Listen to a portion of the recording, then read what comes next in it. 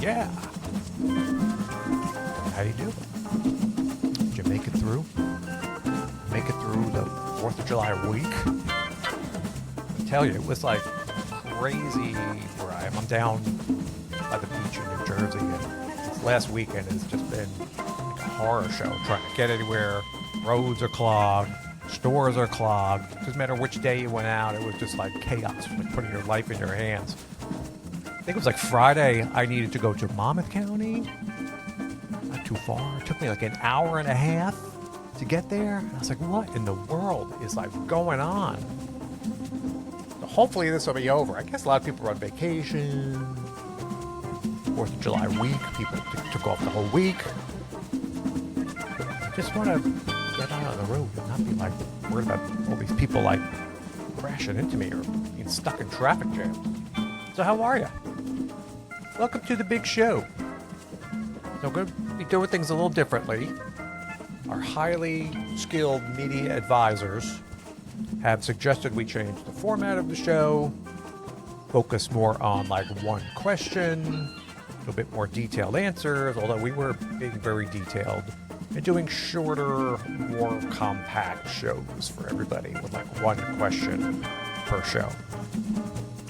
What the heck do I know? I'm a big dummy, so I'm so sure. I don't know what we're going to do when we have guests. Will we still go longer? But we're bringing you compact, energy-rich, action-packed shows. And for those of you who are new here, my name is Michael. I am a women's photographer from New Jersey. I've been doing this for 15 years or so, and I've worked with hundreds of women through the course of my career, and we're here to help women make smart choices when choosing their photographer. I think it may be something easy and straightforward to do. Watch a few episodes of this show and you'll see that is not the case whatsoever. It can be a real challenge going out and choosing your boudoir photographer. And in the end, we want women to make smart choices, have fun, walk away with a great experience, some great photos. And, so that's the point of this show, to help people out, because there's a lot of questions. So we're here to give straightforward advice. I think you'll be able to get these answers elsewhere, but it's not so easy. Today's question is one, too, that you would think would be more common sense, as I unelegantly transition into our question for today. But really, it's not so easy to always find helpful information. And our question today, being of summer, comes from a teacher and says, I'm a teacher and I'm looking forward to a boudoir shoot this summer as a gift for my husband. How do boudoir photographers approach privacy and handling of my sensitive photos? So, excellent question. This is something that is super important and rarely brought up by people, let alone photographers, which is very strange. And I know if I was going into a session, I'd sure as heck want to know what was happening to my photos, where they were going and everything, And to me, this is something that was always important for me, and I wanted my clients to always know.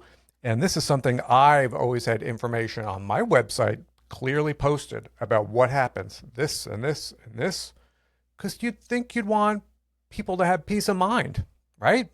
And you'd think you'd want them to understand what happens. But it's rare seeing stuff about privacy on boudoir photographers' websites. And the big mistake is assuming that when your session is finished, that your photos are secure somewhere. But please remember that, all photographers are not the same. And that is a real poor assumption to make. So when you are interviewing your photographer, that's one of the top questions I would be asking them. I'd be like, oh, by the way, when you're done, what happens to my photos? And hopefully they have an answer. And I have a sneaking suspicion that probably a lot of them do not, which is really, really sad. And, usually in this situation, there are two things that are going to happen. I'll give you all the details. So typically, when a project is completed, your photographers are going through this stuff during the project. They're editing photos and going back and forth. So, but when a project is completed, typically one of two things is going to happen. Some photographers will keep everything and archive projects. This is expensive. It's a lot of work, and all these hard drives and maintaining all that stuff. And it really is a hassle. But sometimes in the future, doesn't sound right, but I guess in the future, people will need copies of their photos on occasion. Meaning, I've had this happen to me, where let's say someone you worked with a couple years ago, I remember a woman had a flood, something, and then everything got, the water kind of ruined everything in their home. She loved her album, needed a copy of the album. The photographer can go into the archives, retrieve those images, and recreate that photo book. So, some photographers go that way just in case something happens. They have those photos. They're putting a lot of, managing that stuff. It's a lot of work, and not everybody wants to deal with that. They don't want that liability, but some people do. Now, there's another group of photographers, and they don't really guarantee any long-term storage of projects. When the project is finished, they get rid of everything. They just delete it, making room for new photos. And they, again, don't want that liability of shepherding photos or the cost of expenses of managing all of that stuff. So usually people are going to fall into one or the other of those groups. So it's important to know. And the photographers that are archiving or keeping photos, those photos should be encrypted. In 2024, it's very easy to get encryption software, and I get it. Boudoir is a very different universe now than it was 15 or 20 years ago.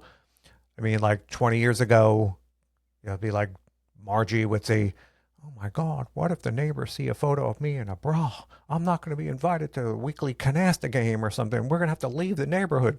It was a very different thing. And now you have women taking pictures of themselves with no clothes on every day on Instagram. And, so it's a little bit of a different universe, but still, there are people who don't want that. Even though it's not as big of a thing, they don't want photos of themselves online. They don't want photos of themselves out there. They don't want photos, sitting around.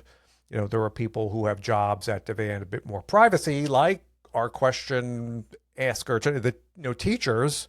They certainly can't have photos out there floating around like that. They're liable to lose their jobs, and we don't want that. Any little thing and they get in trouble. So you have to be, careful. And that's why, you need to ask the photographer what the heck they do with your photos, because you don't want them sitting on some hard drive, just sitting there for months and months or years and years. And then what if that laptop what if the laptop gets stolen? What if that photographer decides they don't want to do photography anymore, and they, decide to sell it at a yard sale? Someone, computer, it's only $20. Okay. And someone walks off with that computer and it's full of your photos or all these other people's photos. Or if they put it on eBay, something's full of photos, Don't ever assume that that's never happened. I'm sure it has. So that's why if people are keeping things, encryption is very, very important, to secure your photos on storage on a person's hard drive, or, portable hard drives that they're using to store whatever the means they are, RAID devices or whatever. So you can also ask your photographer to delete everything when the project is done as well.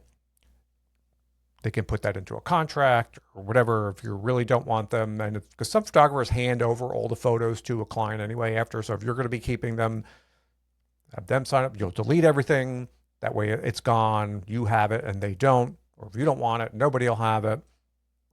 And so that's another thing you can bring up or ask them if you don't want them hanging on to it. Delete everything. I've had instances where I've had to do that. No worries. I got rid of everything. Someone requested that for shoots. So they should do it. If they give you a problem, find a new photographer. And then, this topic of encryption for people who are storing it is super important. And I'm sure it's something that everybody is not doing.